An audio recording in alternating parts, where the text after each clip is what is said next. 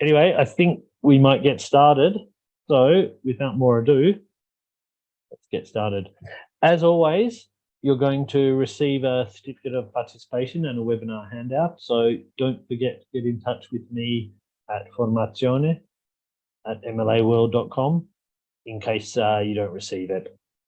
And this week's handout in particular has a lot of useful links and worksheets. So you'll want to get the handout here because some of these activities you can just print off these worksheets. Anyway, to begin, let me just move this. Easter and its traditional foods really gives English teachers an opportunity to use a common part of Italian and English-speaking culture in their English lessons. I think it's true that, you know, sometimes things like Christmas and Easter, we have very similar traditions, you know, Easter eggs, eating a lot of food, rabbits, eggs, but there's also this, you know, the vocabulary of that into English, and then also the similarities, for example, the Easter eggs, the Christian origins, and the differences. You know, the foods are going to be a bit different. I mean, they're different even in parts of Italy and also in parts of the English-speaking world, okay? And it's great to introduce students gently into a tradition that, you know, they have the familiar touchstones, Easter eggs, rabbits, Christianity, but there's also some differences, okay? So these festivities, and remember, while we're talking about Easter today, these could also be adapted for other festivities like Christmas, other periods too. They allow us the opportunity to encourage students to use their English to describe their own family traditions and habits. Okay?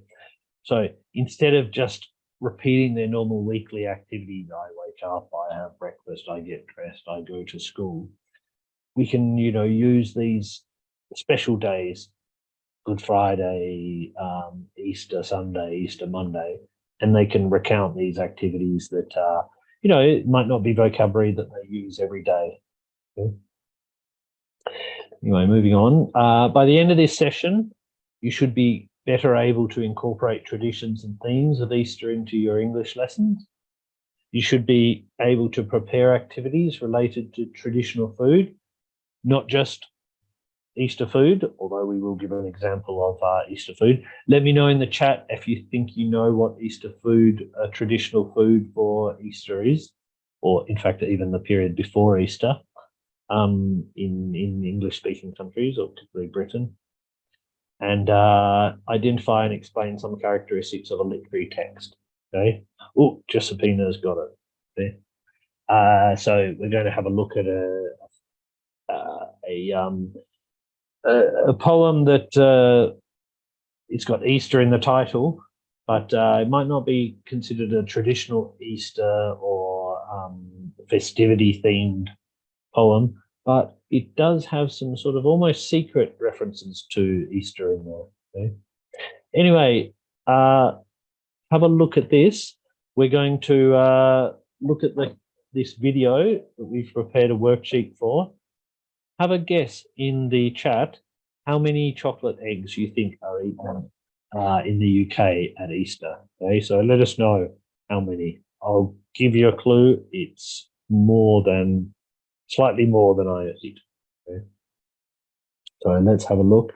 Let me just share the sound of this.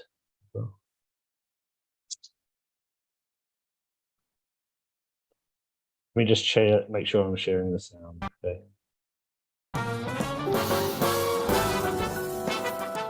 Hi everyone, I'm Gina. After Christmas, the second biggest religious event of the year in the UK is Easter. Even for people who don't celebrate Easter as a religious observance, it is an important time of the year. The date changes every year, but it always coincides with the start of spring. In this lesson, you're going to learn about Easter and how it is celebrated. How many chocolate eggs are eaten in the UK at Easter?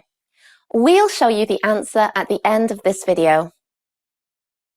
At Easter, we give each other eggs. Eggs symbolize the resurrection a new life of Jesus Christ following his crucifixion. When this tradition started, it was bird eggs painted in bright colours that were given. Now, we give chocolate eggs to each other, and especially to children, that often have even more chocolate inside. A popular activity at Easter is to hold an Easter egg hunt. Small eggs are given in an area, usually a garden or public place, such as a school, and then people try to find them. The eggs can be real eggs that have been hard-boiled and painted, or small chocolate eggs. Schools will hold many events and competitions related to Easter, and one of the most famous is the Easter Bonnet Parade. For this, hats are decorated with Easter-related decorations, such as eggs, chicks, and rabbits. There are egg rolling competitions, where hard-boiled eggs are rolled down a slide or a hill, and the egg that travels the furthest without breaking apart wins. Also, there are egg decorating competitions.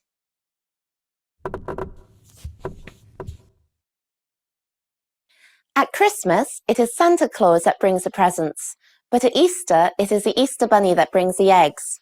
Chocolate figures in the shape of bunnies are popular gifts at Easter, alongside the traditional eggs.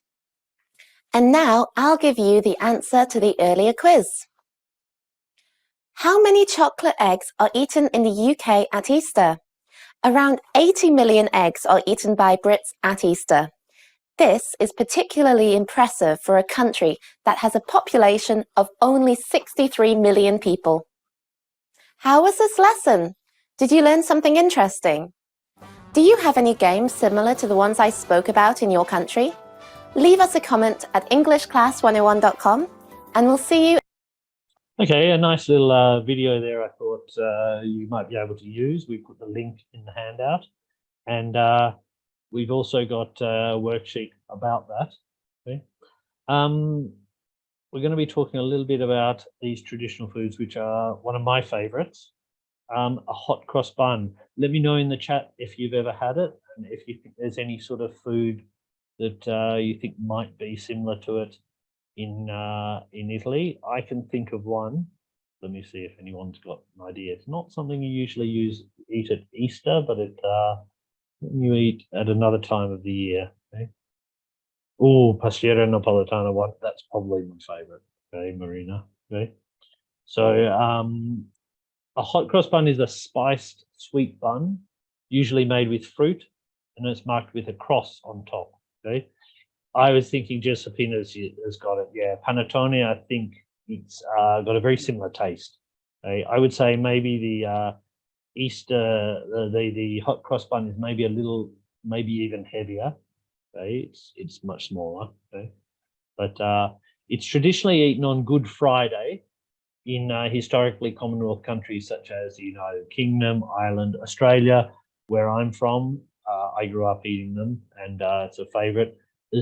Traditionally, we always joke that as soon as the Christmas decorations disappear from the shops, that is the day after Christmas, Boxing Day, then everyone starts selling the hot cross buns for Easter. In fact, I was back in Australia for Christmas, and I left, I think, on the 6th of January, and there were already Easter hot cross buns in the shops.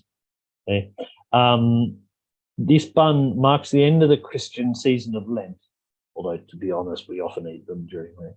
And different parts of the hot cross bun have a certain meaning, including the cross, representing the crucifixion of Jesus, the spices inside, signifying the spices used to embalm him at his burial, and may also include orange peel to reflect the bitterness of his time on the cross. Okay, so there are these meanings there. Okay. Some facts about this.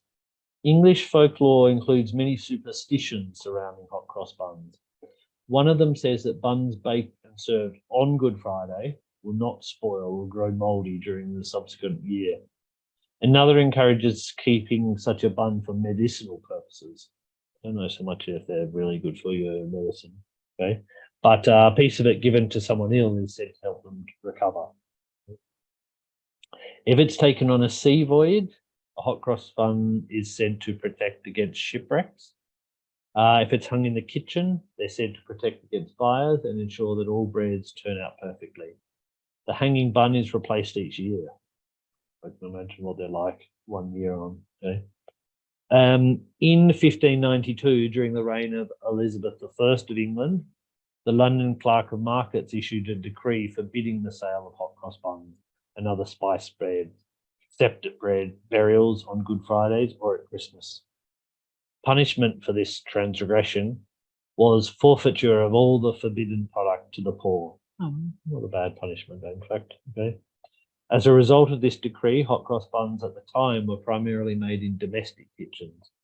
Further attempts to suppress the sale of these items took place during the reign of James I of England. Now, I would say if you've been to England or any English-speaking country really in the last few months, you would have seen them in the shops. Okay, they are really delicious. Particularly, I like them toasted with some butter on them. What you can do also is get your students to research typical food and present weird and wonderful facts about it. So, you know, you can give them the idea of this hot cross bun, but I mean, they could even look into some of these Italian foods from around the world. You could give them a traditional food, whether it's even a Easter egg, and they have to research some traditions of it, where they come from, what they represent. There's a lot of this sort of history and fantastic vocabulary associated with it. Could be a really interesting activity to do. Okay. There is also a very common song, hot cross buns. It's traditionally a street cry for people selling them, and later adapted into a nursery rhyme. Okay. I'll play this in case you haven't heard it. Okay. I'm not going to sing it for you, I'm afraid. So let's see. Hot cross buns, 1 a penny, 2 a penny, hot cross buns. If you have no daughters, give them to your sons. 1 a penny, 2 a penny, hot cross buns. Okay, just a sort of rhyme. Okay, maybe they could come up with a rhyme to accompany some other traditional Easter food. Okay, I don't know if anyone wants to write a rhyme about the pastiera or the colomba. Okay, you know, these sort of things. Oh, we also have a worksheet of a recipe for hot cross buns. Okay, you've heard of the spices and the raisins and sometimes orange peel. Can you predict any other ingredients? It can be really useful to give people these vocabulary for ingredients, because there's some unusual verbs, verbs that you can really only find in recipes, things like pour, add, sift, melt, beat, stir, knead, divide, place, cover, mix, and cut. Okay, these are going to be really useful verbs. And considering now that you know, people might be traveling, want to cook some food that they've tried abroad, they might want to find the recipe on the web. Knowing this sort of vocabulary is going to be really useful. Okay. Also, abbreviations in recipes. So what does ML, TSP, TBSP, and GR, what are these abbreviations of? Let me know in the chat what you think those are for. ML, TSP, TBSP, and GR. These are measurements. Okay. We've included this hot cross bun recipe, so not only could you look at this, oh, here we have some answers there. So we have, yep, TSP is teaspoon, so the little spoon that you would stir tea or coffee with. Okay. The TBSP is tablespoon, which is the big one, the one that you maybe eat cereal with or dessert with. Okay. Milliliters, and then also grams. Very good. Okay. So those are going to be very important there. So as you can see, you have the ingredients there. right? And then also the method, right? So I think you know, that could be really useful, and you could even encourage your students to cook them and bring them in for you. Okay? Great idea. Okay, and again, you could see if students could come up with a translation of a traditional Italian dish, maybe using the verbs, the measurements that you've studied. Anyway, I thought we'd talk also about W.B. Yeats. Be careful with the pronunciation there. We talk about the Romantic poet is Keats, but the Irish poet, you can see in the picture, is Yeats. Let me know in the chat if you've heard of Yeats, if you like his poetry. Okay, he is or was arguably one of the greatest 20th century poets, and possibly the greatest ever Irish poet. I would say almost all people who know a lot about Irish literature would say he's probably the greatest. Okay. One of the amazing things about him is that his style develops as he grows older. He started as a very late Romantic poet, interested particularly in Irish mythology and what they often called the Celtic Twilight, which was sort of like a late Victorian fascination with Irish myths. But then being friends with poets like Ezra Pound, T.S. Eliot, he really modernized himself, and his last poems are thoroughly modern, okay, and in fact inspiration for a lot of modern poets and poets presently now. Okay, Marina studied Irish drama, so singer.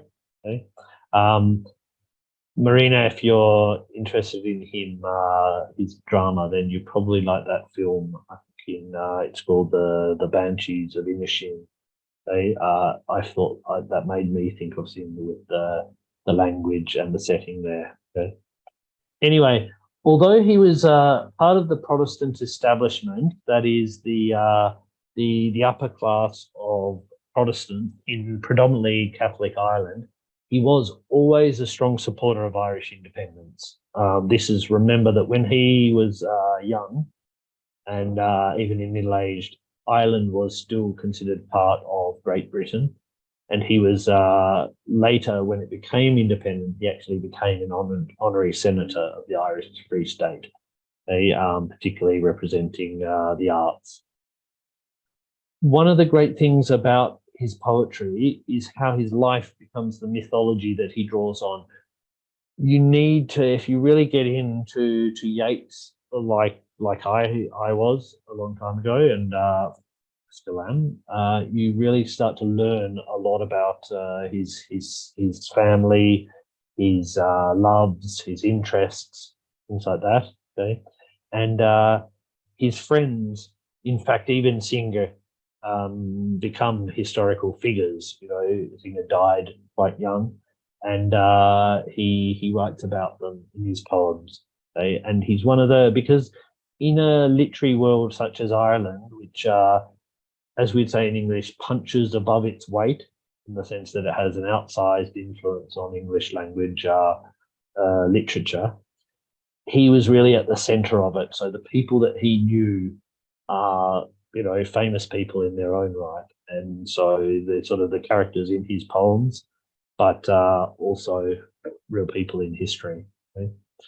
One of the key moments of the Irish independence movement is the inspiration for perhaps his greatest poem, or at least one of his most famous, is Easter 1916, which we'll be looking at today. A little bit of history here. You can see the picture there.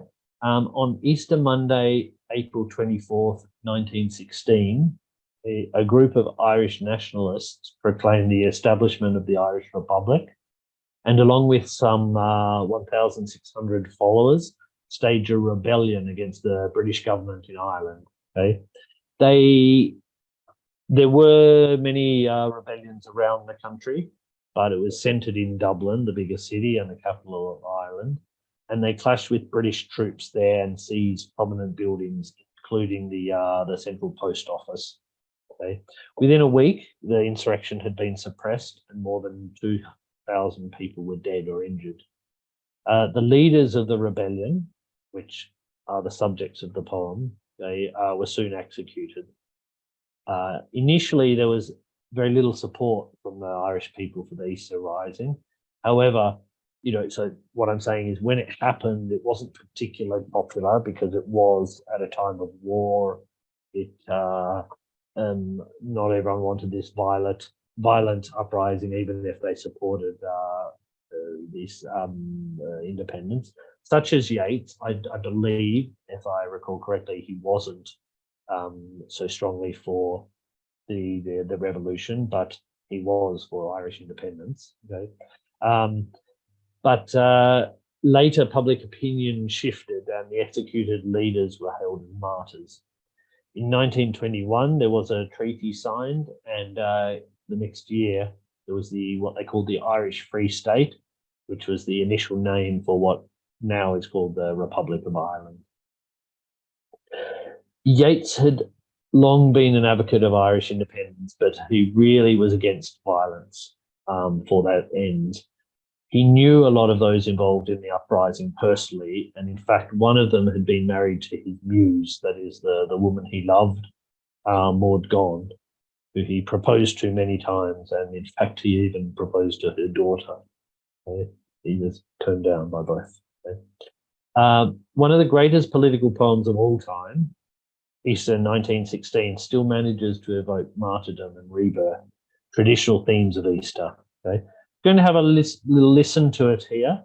So we'll listen to it. It's on the right, but you should be able to read it also from the screen here. Okay, so let me just get this ready. Oh, here we go. Easter 1916 by W.B. Yeats. Just want to check. Let me know in the chat if you can hear that okay. I'll keep playing. Oops, sorry. There we go. I have met them at close of day, coming with vivid faces from counter or desk among grey 18th century houses. I have passed with a nod of the head, or polite meaningless words, or have lingered a while and said polite meaningless words, and thought before I had done of a mocking tale or a jibe to please a companion, around the fire at the club, being certain that they and I but lived where motley is worn, all changed utterly, a terrible beauty is born. That woman's days were spent in ignorant goodwill, her nights in argument until her voice grew shrill. What voice more sweet than hers, when young and beautiful she rode to harriers? This man kept a school and rode our winged horse. This other, his helper and friend, was coming into his force. He might have won fame in the end, so sensitive his nature seemed, so daring and sweet his thought. This other man I had dreamed, a drunken, vainglorious lout. He had done most bitter wrong to some who are near to my heart. Yet I number him in the song. He too has resigned his part in the casual comedy. He too has been changed in his turn, transformed utterly, a terrible beauty is born. Hearts with one purpose alone, through summer and winter seem enchanted to a stone to trouble the living stream. The horse that comes from the road, the rider, the birds that range from cloud to tumbling cloud, minute by minute they change.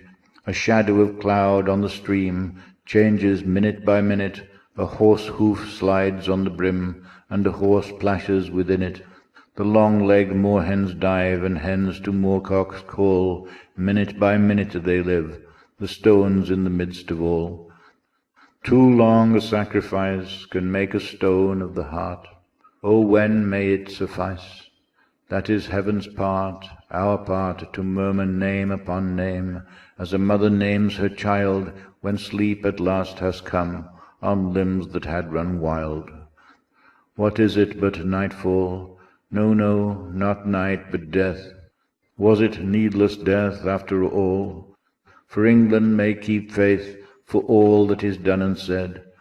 We know their dream enough to know they dreamed and are dead. But what if excess of love bewildered them till they died? I rout it out in a verse. Macdonough and Macbride and Connolly and Pierce, now and in time to be, wherever green is worn, are changed, changed utterly. A terrible beauty is born. Okay, a very moving poem there. Another picture from the Easter uprising there on the left. Okay. In this poem, Yeats starts by reflecting on the occasions that he's met these people. These are the leaders of the revolution. Their surnames were in the end of the poem, the last stanza there. Okay, and he said polite, meaningless words.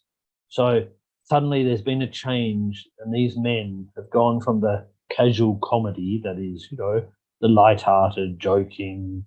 Maybe they're talking about when Ireland becomes independent. And these guys have now become tragic figures.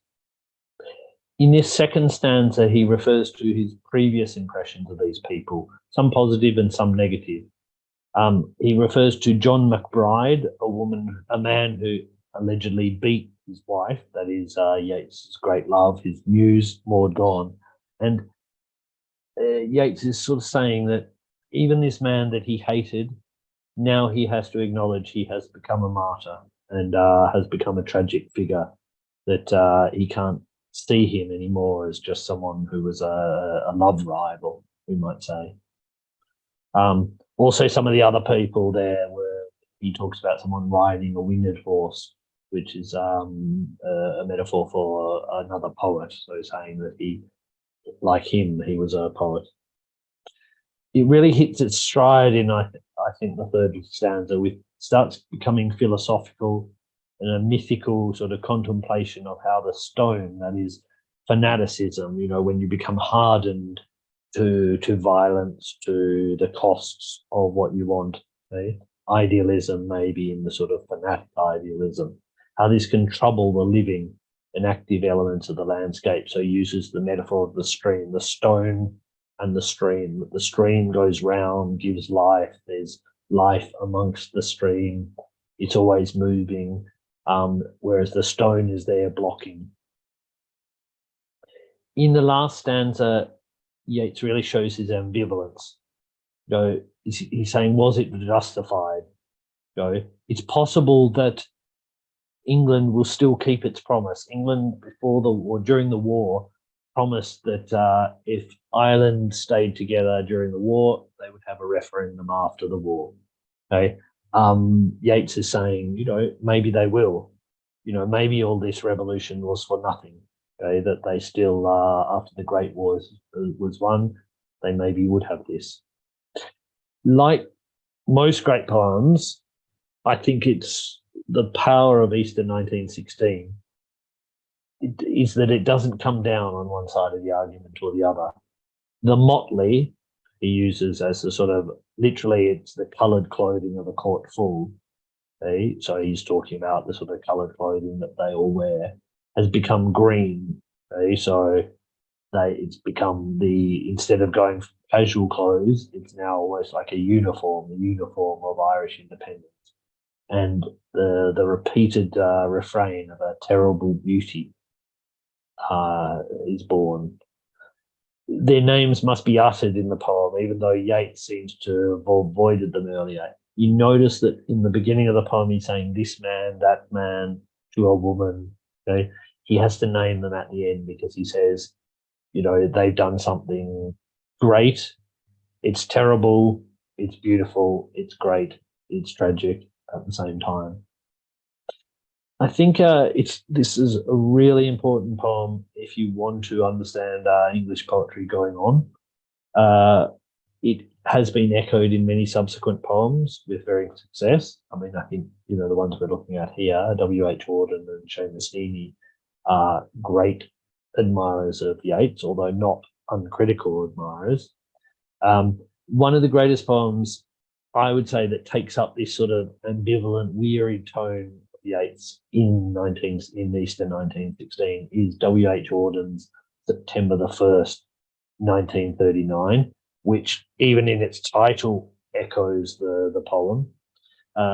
The English poet, so Auden's not Irish, he's English, but he reflects on the outbreak of war in Europe when he'd just moved to New York. Auden, he had recently written a widely praised poem about Yeats' death, that is, in memory of W.B. Yeats. So Yeats' poem would have been much in Auden's mind when he wished to mark this significant date in history. September the 1st, 1939, the dates of the beginning of the Second World War. Not only the title and the tone, but even the stanzaic form ultimately derives from Yeats' poems. I really encouraging you to read that poem. It was a poem that was shared very much after September 11th, 2001, because it's sort of it's a poem that sort of indicates that something's happened and the world will never be the same again. Also, that poem was set in New York. Another poem that I think is influenced by it, and a poet particularly, but a poem in particular too, is Seamus Heaney. He died a few years ago, arguably Ireland's greatest poet since Yeats. He often evokes Easter 1916 in one of his great poems of the Irish Troubles. He was born in Northern Ireland and so wrote a lot about the Irish Republican Army, the problems of what's known as the Troubles, that is the terrorism in the north.